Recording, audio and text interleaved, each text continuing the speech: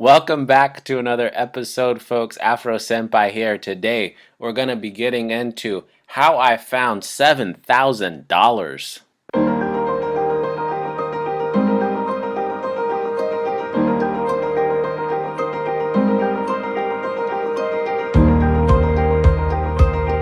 All right, so we're going to get into how I found this, but before I get in, I cannot stress this enough. This is my journey. A lot of people would not do what I'm about to do slash what I have already done because I've already done it. Um, Nor would I recommend anybody doing what I'm doing. I am a little bit out there, okay? I'm Kramer sometimes. I have ideas and I run with them because I believe that they're going to pan out. But always consult with an actual professional. Again, I'm not a professional. Read the disclaimer in the description.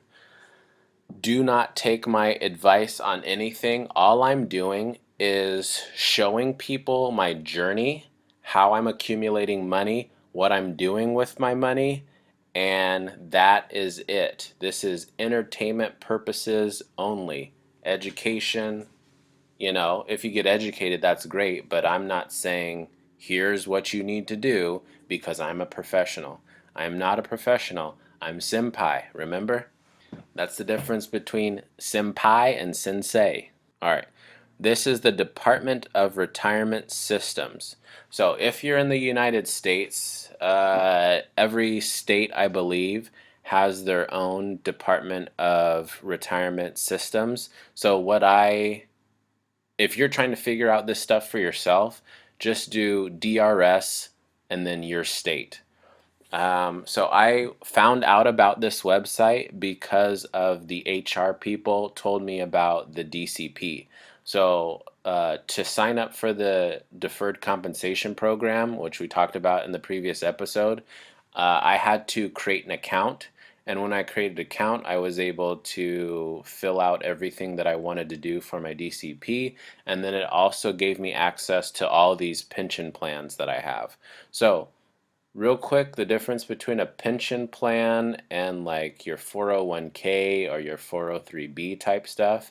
Pension plans, which is what your PERS, SIRS, and TERS stuff are, is you have a collection of money, and then once you hit retirement age, they're going to be paying you that set of money until you retire. Generally speaking, of course. So the way my plan works, I'm on TERS 2 because I'm a teacher. So right here you see Teacher Retirement Systems Plan. The way it works is it's going to take the 5 highest income years that I've worked as a teacher. It's going to take the average of those 5 years and multiply it by 2%. And that is what I'm going to get once I hit retirement age until I pass on from this earth. Okay? Different from a 401k, 403b. Generally speaking, 401ks and 403bs are dependent upon how much was put into them. So those can run out if you're not taking advantage of the opportunity to contribute to them as much as you can within the time frame that you have.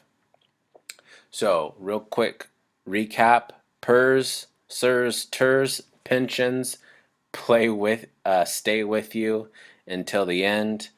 403bs, 401ks, those are tax deferred and can run out if you're not taking care of them.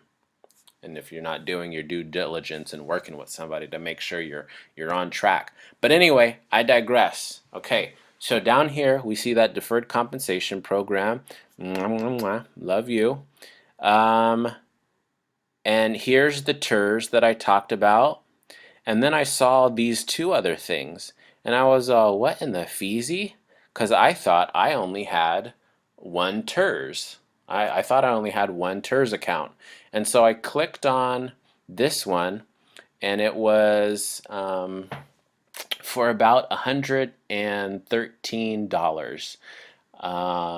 And then I looked at the date from when it started and when it ended, and I realized that, oh, this was the time that I got a job at the Department of Health and Human Services, DHSH. D DSHS. DSHS. That's what it is.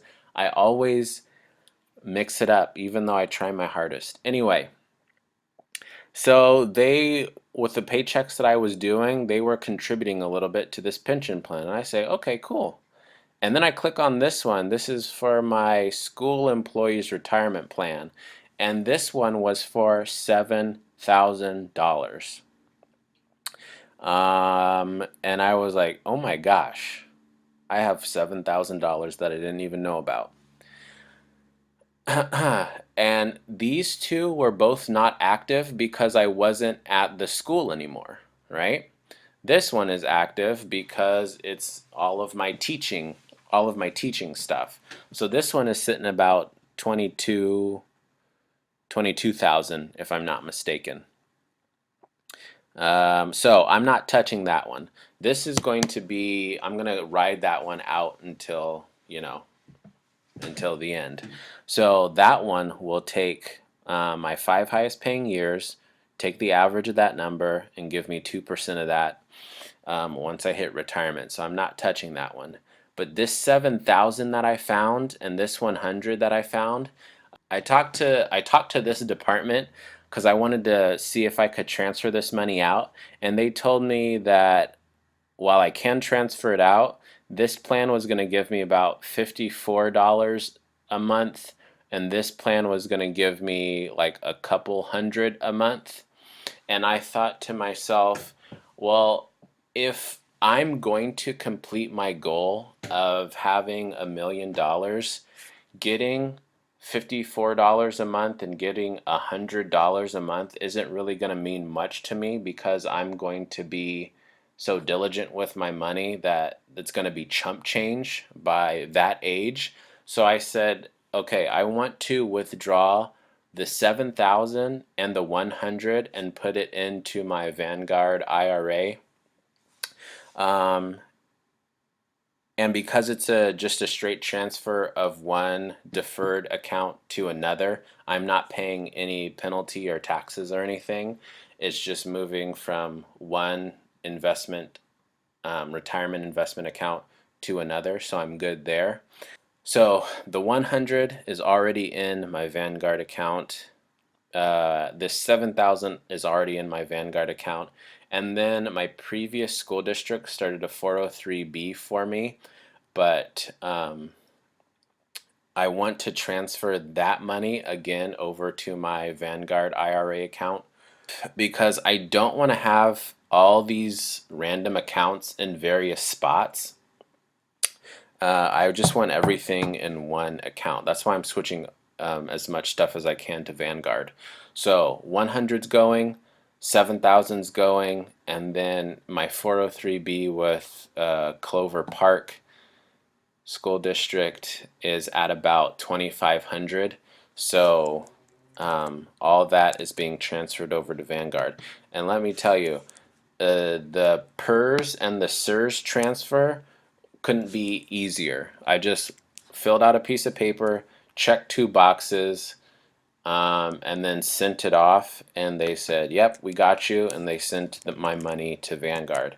This last transfer that I'm trying to do from my old Clover Park account, the 403B, over into this IRA has been a hot mess, and I've been documenting most of it, so that's going to be a future episode for sure. And so anyway, I'm going to have that 100, I'm going to have the 700, 7,000, and then about 25.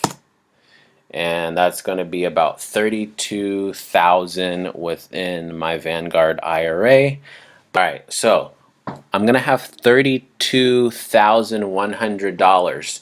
And I said I originally thought that I was going to transfer that money over to the Roth and then just pay the taxes on that. But then I thought to myself, if I transfer all of this money, that looks like an income to the government. And I'm already dangerously close to that level of having to pay the 22% versus the 24%. So I think I'm just gonna chunk like little increments. So I'll transfer like 5,000 this year and maybe 6,000 next year until all of that money is in that account. I don't know. I'm still up in the air about what to do with that. That's going to do it for this episode. That's how I found the $7,000. Again, I'm not telling you that you should go in and withdraw your pension plans. Most people would say I'm stupid for doing this. And, you know, that's their opinion. As long as you have a plan. Now, some people take the pension and then go buy a pool or do something like that. That's not what I'm doing. I'm taking my pension and moving it into an account that I know about that I'm actually managing. Okay? I'm grateful for this website that has allowed me to figure out that I have all these extra little pockets of money that I can do a little bit more damage with instead of starting from zero. Write to me in the comments if you tried this, if you went to the website and then looked up to see if anybody has started a pension plan for you. How much was it? That's going to do it for this episode. I hope you have a wonderful day. Remember to smile because you are beautiful.